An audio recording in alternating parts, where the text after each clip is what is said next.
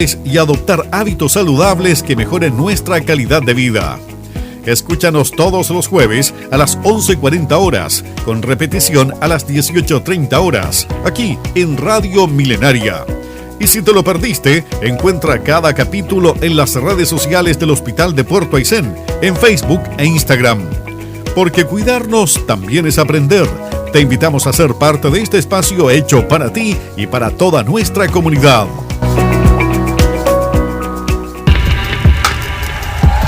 Hola, ¿cómo están? Muy buenos días a todos nuestros auditores y auditoras. Bienvenidas una vez más al programa Aysén Salud, el espacio informativo del Hospital de Puerto Aysén y la red asistencial, donde cada jueves buscamos fortalecer la educación en salud, promover el autocuidado y recordar que la prevención sí salva vidas. Soy Francisca Vargas Valderrama, periodista del área de comunicaciones del hospital.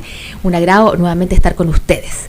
Bueno, hoy 2 de abril el mundo conmemora el Día Mundial de la Concienciación sobre el Autismo, fecha establecida por las Naciones Unidas para promover la comprensión, el respeto y la inclusión de las personas en el espectro autista. Este año el mensaje internacional nos convoca con una premisa clara: autismo y humanidad todavía tiene valor. Hablamos de que el autismo es una condición neurológica, no es una enfermedad, es una forma diferente y única de percibir el mundo, de comunicarse y de relacionarse con los demás. No hay dos personas autistas iguales, porque no hay dos personas iguales. Y esa diversidad nos obliga a construir comunidades más empáticas y más justas. En la región de Aysén, en el Centro Comunitario de Salud Mental, el COSAM de Puerto Aysén, cuenta con un equipo especializado para acompañar a personas con autismo y a sus familias, brindando orientación y atención especializada. En el programa de hoy de Aysén Salud abordaremos las preguntas que con mayor frecuencia surgen en torno a esta condición neurológica, con el objetivo de informar y contribuir a una sociedad más inclusiva. Para ello nos acompañan hoy día en el estudio la doctora psiquiatra Magdalena Farías. ¿Cómo está, doctora? Hola, Francisca, muy contenta de estar aquí de nuevo y feliz también de poder compartir con ustedes toda la información que tenemos acerca de este día tan especial de la concienciación acerca del autismo. Así es, y también nos acompaña Rocío Rogel, trabajadora social también del COSAM. ¿Cómo estás, Rocío? Hola, Francisca, muchas gracias por la invitación a participar de este espacio y estamos acá con la doctora con todo el ánimo de poder hablar sobre la temática y resolver dudas al respecto. Bueno, cuando se habla de concienciación, para empezar, cómo definirlo y cómo traducirlo, porque a veces la palabra que se parece a concientización, pero tiene que ver al respecto. Yo creo que nos habla o nos invitan estos días que conmemoran como ciertas como temáticas importantes en salud mental, nos invitan a ser conscientes de que nuestra sociedad está marcada por las diferencias. Y estas diferencias pueden ser visibles. Por ejemplo, hay personas que son rubias, otras que son castañas, y hay otras que no son tan visibles, y nos permite dar visibilidad a condiciones del neurodesarrollo que son muy prevalentes, que son parte de nuestra sociedad y que muchas veces tienen necesidades muy particulares. Así es. Y por tanto, cuando hablamos de autismo, ya está claro, no es una enfermedad, sino es una condición neurológica. La historia acerca del autismo ha ido transitando por distintas vertientes y por muchos años sí se creyó que era una enfermedad y se trató de curar. Y ya llevamos más de una década comprendiendo mucho mejor esta condición, entendiendo que es una condición del neurodesarrollo, así como muchas otras. Como neurodivergente, ¿no? Como neurodivergencias, exactamente, en las cuales más o menos entre un 20 y un 30% de la población tendría características compatibles a condiciones del espectro autista y que comparten ciertas características comunes, pero dentro de estas características comunes hay una enorme gama de variabilidad y por eso se llaman del espectro autista, porque hay todo un espectro de variabilidad dentro de esa condición. Ahora bien, Rocío, ¿cómo se detecta, o Magdalena? Sí, mira, desde salud nosotros tratamos de ser bastante enfáticos al respecto de la importancia de la detección temprana. Nosotros regularmente trabajamos con los que son los controles niños sanos, ¿cierto? Los dispositivos de atención primaria, también a través del equipo NANEAS, contamos con neurólogas, ¿cierto? Con pediatra, médico general y otros participantes del proceso, pero sobre todo llamamos a las familias a observar en una primera instancia lo que nosotros llamamos hitos del desarrollo, lo que se observa también con la sociabilización. Los colegios nos aportan mucho al momento de detectar cómo es el proceso de adaptación o adecuación de sociabilización con los pares, con la familia, y eso ir reportándolo al equipo de salud. Ya, aprovechar estas instancias de controles anuales que se presentan inicialmente, utilizar las prestaciones y el equipo que el servicio de salud tiene para la comunidad. Así es. Y en ese sentido, ¿cuáles son las señales más tempranas que se pueden identificar, que uno podría identificar respecto a su hijo o hija? Sí, hay algunos signos de alerta que permiten a los padres o a los cuidadores principales poder sospechar primero que podría haber algunas características de alguna condición del neurodesarrollo. Y dentro, eso se puede desde temprana edad, desde el mes de vida en adelante. Sí, mientras más pequeños es más difícil estar alerta a esas características, y por eso es que la importancia del control de niños sanos, porque ahí se aplican ciertas pautas, escalas que muchas veces la enfermera o el médico pueden observar con un ojo un poco más clínico. Pero como padres podemos observar algunas señales, por ejemplo, las dificultades del contacto visual, que hay un niño que no establezca un contacto visual permanente o continuo, claro, ojo a ojo, cuando está sociabilizando, porque nosotros no estamos todo el tiempo mirándonos a los ojos, pero cuando sociabilizamos, cuando conversamos, cuando compartimos un interés o un juego, establecemos un contacto visual con un otro. También hay otras señales de alerta, por ejemplo, que no haya sonrisa social los primeros meses de vida. La sonrisa social, que es devolver la sonrisa a un adulto que me sonríe, eso es un hito que aparece alrededor del mes de vida, entre el mes y los 2 meses, y es un hito bastante temprano, y cuando esto no aparece ya después de los 2 meses de vida es algo que me puede alertar. Y también cualquier otra dificultad en el desarrollo psicomotor, por ejemplo, un retraso en la adquisición de la marcha, en la adquisición del lenguaje, de las primeras palabras, también son pequeñas alertas que me pueden orientar a que podría haber alguna condición del neurodesarrollo y específicamente autismo. Y en ese sentido, bueno, hablamos como de comportamiento. ¿Qué pasa con las emociones? ¿Se detectan también? ¿Cómo es el sentir? Porque muchas veces, claro, si uno comparte, tiene familiares o amigos y amigas, uno va viendo, claro, cómo se comportan, o en las películas también hay muchos estereotipos. Sin embargo, las personas con esta condición neurológica también hay más presencia también de las emociones. Sí, mira, la idea es entender que dentro de la condición o del espectro somos seres humanos a la base. Todo ser humano siente, ¿cierto? Todo ser humano vive una situación, y las emociones son dentro de un proceso adaptativo. Nosotros las utilizamos para responder a ciertas situaciones. Pero dentro de la gama del espectro autista, dependiendo también del grado del espectro autista, ¿cierto?, nosotros vamos a poder identificar de forma más práctica el reconocimiento de esa emoción. Van a haber ocasiones donde van a tener un sentimiento o una emoción perseverante, pero aún así no van a poder explicarlo de la forma más idónea, ya sea porque tienen dificultades en el habla o en el desarrollo del lenguaje, o porque emocionalmente o expresivamente se les dificulta más conectar con esa emoción. Pese a eso, no significa que no sientan o no tengan la emoción, sino que es algo propio del ser humano y ellos también lo desarrollan. Incluso esas emociones a veces pueden ser más intensas y profundas que en un neurotípico, y lo que hace que incluso sea un desafío a veces para ellos modular esa emoción y poder regularla. Y eso es lo que uno observa de estos estereotipos que tú nos decías en película, a veces que uno ve que tienen desregulaciones, por ejemplo. Muchas desregulaciones son originadas por frustraciones o por situaciones emocionales intensas en la cual se les dificulta tan inmensa la sensación o la sensación de angustia, de rabia, que no la pueden modular. Y a veces les cuesta y es un desafío que hay que acompañar terapéuticamente. Claro, hay que ir enseñando, como también a cualquier otra, o sea, todos y todas tenemos que aprender a regular nuestras emociones, incluso hasta grandes. O sea, es algo que hay que hacerlo toda la vida, ¿no? Exactamente. ¿Sí? Algunos no lo hemos logrado todavía. Claro, vamos ahí pasito a pasito, pero es necesario, porque las emociones, claro, no somos la emoción, nos visitan, pero no somos no somos el rabioso. Exacto. Así es. Y también podríamos hablar con qué pasa con la inteligencia. ¿El autismo está relacionado con la inteligencia? ¿Son más inteligentes? Sí, no. Yo podría contestar eso. Hay un mito igual al respecto. Como en general, las personas del espectro autista, igual como los neurotípicos, pueden tener diversos niveles de desarrollo cognitivo. No está relacionado el autismo con una mayor incidencia de altas capacidades, ni tampoco con una mayor incidencia de discapacidad.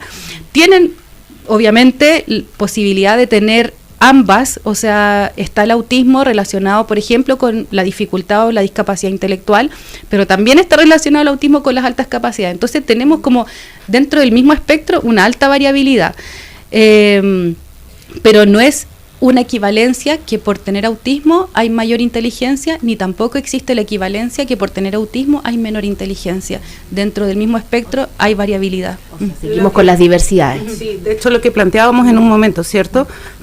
Va a depender mucho de las capacidades o el grado de autismo que esté presente dentro del desarrollo de la persona para determinar si las condiciones de la inteligencia o grado cognitivo, ¿cierto?, va a tener una injerencia en su funcionalidad, que en realidad eso es lo que nosotros podemos destacar.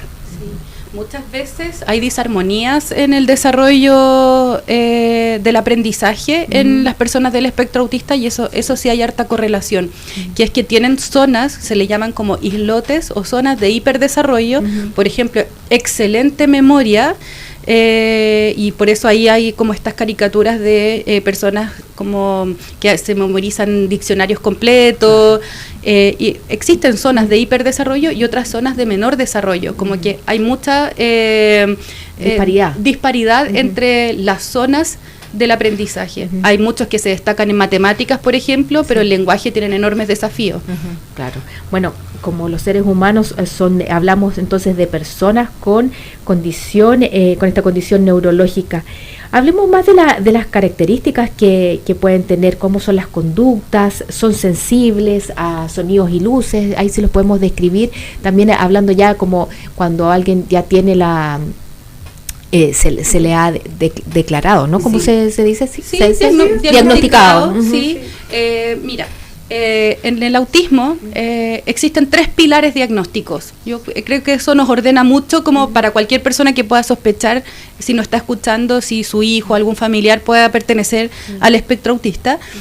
Hay 3 pilares diagnósticos. Hay desafíos en la comunicación social, hay desafíos en el desarrollo del lenguaje, segundo pilar, y hay desafíos en el patrón de comportamiento, que tienden a tener comportamientos repetitivos.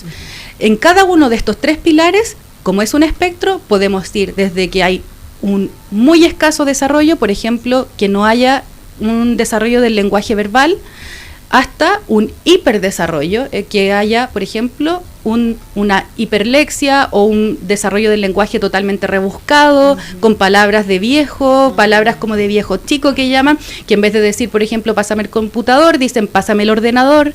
Puede existir como una gama de variabilidad en cada uno de estos 3 pilares entre los 2 extremos. Por eso es tan difícil y uno dice, pero ¿cómo si tú eres autista pero no te pareces en nada a mi sobrino que tiene autismo? Porque son demasiado diferentes y porque cada uno, así como un ecualizador, ya que estamos en la radio, como un ecualizador, cada variable puede tener distintas modalidades de volúmenes. Así es. Sí, y para agregar también, dentro de lo que se observa como patrón, está que dentro del espectro autista tenemos a personas que son hipersensitivas o hiposensitivas, ¿ya? Se entiende de polos opuestos, polos extremos también. Hipersensitiva, personas que ante el menor roce pueden activar a nivel sensorial de forma más oportuna, lo que tú nos referías, las luces, el sonido, ¿cierto? Que son la ropa, que son muy sensibles ante ese tipo de situaciones. Y lo hiposensitivo es lo contrario, gente o personas que requieren golpearse más fuerte para sentir alguna situación, o necesitas que les grites más fuerte para captar la información, ¿no? Entonces, al ser, volvemos a insistir, tan diverso, hay diferentes tipos también de desarrollos. Pero sí podríamos decir que son personas bien sensibles. Sí. O hiposensibles. O hiposensibles. Sí. Ay, Lo lo contrario. Es que tienden a tener la misma variabilidad, pero tienden a haber desafíos en el área sensorial. Claro. Eso sí podemos decir. Sí, eso quise decir. Sí. Ahora bien, con estas características, las personas autistas pueden trabajar, ir al colegio.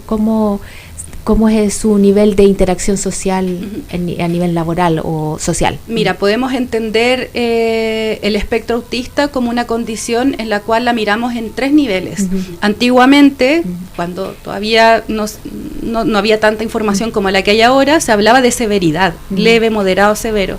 Hoy día ya no se habla de severidad, se habla de niveles de apoyo y de necesidad. ¿Por qué? Porque se categoriza según nivel 1, 2 o 3, según el nivel de apoyo que necesita esa persona para su funcionalidad en su entorno y en su rutina diaria. Entonces, así tenemos el autismo de nivel 1 con muy baja necesidad de apoyo, el autismo de nivel 2 con moderada necesidad de apoyo y el autismo de nivel 3 con una alta necesidad de apoyo.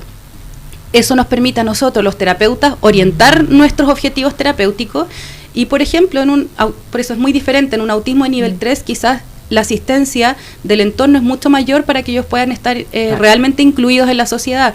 Tal vez necesitan más elementos que le ayuden, por ejemplo, a tolerar sonido, quizás necesitan protección, aislación de sonido, quizás necesitan utilizar otro tipo de ropa, o quizás necesitan más asistencia en su terapia ocupacional para sus actividades de la vida diaria, como higiene personal, y así como el nivel 1, que quizás en esas áreas van a estar logradas, pero quizás sus desafíos van a estar, voy a inventar porque puede ser diferente, pero quizás su asistencia no es tan alta en sus actividades de la vida diaria, pero sí tiene mayores desafíos en las habilidades sociales, en cómo comunicar mis ideas, cómo poner un límite, cómo leer el contexto, si es que a lo mejor puede ser desubicado lo que voy a decir, tener más filtro social, y eso, si tú te fijas, es un poquito más fino, es hilar un poco más fino, y sigue siendo del espectro autista, pero está en un nivel 1. Ok. Perfecto. Entonces, y en ese sentido, ¿cómo poder apoyar desde afuera? Bueno, sabemos que las familias tienen mayor trabajo que hacer o mayor cuidado, ¿no? Pero desde afuera o de las personas que rodeamos o que conocemos, ¿cómo poder ayudar también? Sí, bueno, es ideal a través de lo que se busca, ¿cierto?, con la jornada de hoy, empezar a hacernos partícipes y a conocer cómo funciona la condición del espectro autista, qué objetivos o qué acciones podemos realizar nosotros como ciudadanos para el bienestar de la comunidad, para el bienestar también de nosotros mismos en el proceso, apoyar en los procesos adaptativos, exigirle a los colegios, ya voy a ser bien revolucionaria en ese sentido, exíjale a los colegios el apoyo para todos estos niños, niñas o adolescentes que requieren este tipo de atención, y también los apoderados, tener en cuenta que no es un niño, cierto, que esté buscando llamar la atención, que muchas veces dicen, o que está buscando hacer un mal, todo lo contrario. Ya es un niño que está tratando de adaptarse, y contar con el apoyo de la comunidad es esencial. Y sobre todo, por las características, ¿no? Es necesario el diagnóstico y el apoyo también de profesionales para ir avanzando. Sí, yo igual quería comentar al respecto. Como sociedad es mucho lo que podemos hacer, porque hasta la fecha igual hay harta discriminación, no solo en los entornos educativos, a veces por desconocimiento del resto de los apoderados, a veces en el mismo colectivo. Nosotros hasta el día de hoy tenemos usuarios que tienen temor a que su hijo se desregule en el colectivo y que los bajen. Entonces, como ser empáticos como sociedad y entender que las diferencias son parte de nosotros. Y siempre han existido, solamente que antes se ocultaban. Hoy día tenemos más conocimiento y estamos mejor preparados para entender que somos todos diferentes, que todos tenemos necesidades diferentes, que no son mañas, que realmente antes creíamos que los zurdos los zurdos estaban mal y que teníamos que obligarlos a ser diestros. Imagínense, le amarraban las manos. Hoy día eso lo pensamos y es una locura. Porque se sabe que el cerebro, ese es un cerebro que se armó diferente. En el autismo es lo mismo. Se sabe que es un cerebro que se arma diferente, que procesa diferente, no puede hacer nada esa persona, y hacen mucho esfuerzo por sostener una jornada completa en el colegio. Y en ese sentido seamos súper empáticos en toda la lucha que están llevando tanto el niño, el adolescente o el adulto como su familia, y tratar de empatizar con eso. Tratar de no juzgar anticipadamente antes de saber más información. Y preguntar en cómo apoyar. Eso. ¿Cierto? Ahora, hablabas tú, claro, de que ahora se sabe más, porque no es que sea más frecuente en el día de hoy, entonces. Están las dos teorías, ya. Pero hoy día hay más diagnóstico, efectivamente, porque hoy día se sabe más del tema, es más abierto y hay más sospecha. Por lo tanto, eso aumentó directamente los diagnósticos. Pero también existe un aumento, cuando quitamos esa variable del aumento de la sospecha diagnóstica, igual hay un aumento en la incidencia en los últimos años, pero no se sabe muy bien por qué. No se sabe. ¿Y se hereda el autismo? La condición del espectro autista tiene una causa multifactorial. Ya, eso es súper importante. No se puede prevenir, no se puede curar. Es una causa, tiene causa multifactorial y en un gran componente genético heredable. No es un gen que se hereda, sino que son múltiples genes. Y que se combinan muchos de ambas líneas familiares. Entonces es súper frecuente que uno, al hacer el árbol genealógico, cuando diagnosticas a alguien del espectro autista, empieces a encontrar figuras, abuelos, bisabuelos. Hoy mi bisabuelo era fanático de los motores y solo hablaba de motores de auto, o no sé qué, y empieza uno a pesquisar que habían indicadores de autismo en otros miembros de la familia. Y también hay otras causas, por ejemplo, las noxas perinatales, esa es otra variable que también aumenta la incidencia. ¿Qué es lo que es eso? Cualquier estresor en el momento del embarazo o alrededor del parto. Por ejemplo, el sufrimiento fetal agudo, la prematurez, el estrés materno, ya sea por motivos médicos o emocionales, cualquier noxa que afecte durante el embarazo o alrededor del parto, también es una variable que puede incidir. Y así que prevenir no se puede. No, no se puede, y tampoco no quisiéramos que se mantuviera ese mensaje, porque es como también un poco entender y aceptar lo beneficioso y lo bonito que es que seamos todos diferentes. Como por qué quisiéramos prevenir que haya variabilidad. O sea, todas las personas tenemos distintas formas de mirar el mundo y eso nos enriquece también. Así es, porque hablamos que no es una enfermedad, sino que es una condición neurológica, y ese es el mensaje.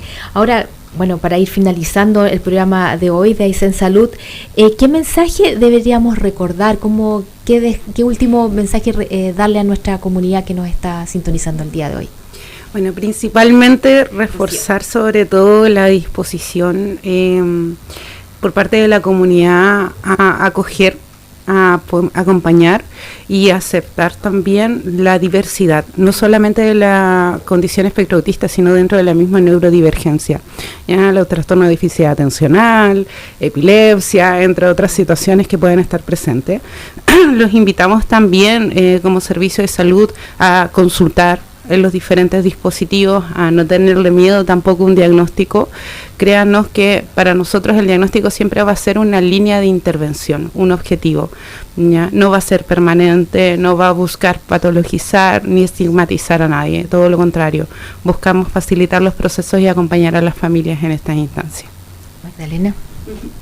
Me quedo con las palabras de Rocío, me encantaron, sí. Como eso, como seamos empáticos, seamos una sociedad que disfruta, no solo tolera las diferencias, sino que disfruta y goza de esas diferencias, y que quien esté como pensando que a lo mejor podría sospechar alguna de estas características en algún niño, miembro de la familia, como anímense a hacer el proceso diagnóstico, a conocerse más, a conocer mejor a su hijo, porque es una herramienta el entender bien de dónde vienen ciertas conductas, de dónde vienen ciertas necesidades, es una herramienta muy valiosa para poder acompañarlos mejor en su desarrollo. Porque se acompañan. ¿Se medica? No hablamos de eso. El autismo no se medica, pero sí hay comorbilidades asociadas, en el fondo, patologías que pueden, que las personas del espectro autista tienen mayor riesgo de desarrollar, que podrían beneficiarse de medicación como para poder sobrellevar esa sintomatología específica. Por ejemplo, en el autismo hay mayor incidencia de trastornos del sueño, entonces muchas veces hay que tratar el trastorno del sueño asociado al autismo. Así es. Así que bueno, esperamos que el programa de hoy haya servido, contribuido, que hay que conversar sobre todo el día de hoy, el Día Mundial de la Concienciación sobre el Autismo, recordar que no es una enfermedad, sino que es una condición neurológica diferente, y que en la diferencia está la magia de la vida, digo yo, ¿no? Como cada uno aporta desde su lugar.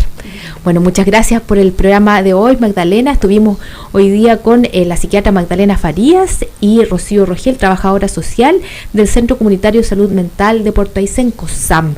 Así que bueno, a las personas que nos escuchan, el programa se va a retransmitir hoy día a las 18:30 horas, y también va a estar disponible en la página del hospital, en el Facebook, página Hospital Puerto Aysén. Así que bueno, un agrado como siempre, que estén muy bien, y nos volvemos a escuchar la próxima semana en un nuevo Aysén Salud. Chau, chau. Muchas gracias. Chao, gracias. Chau, chau.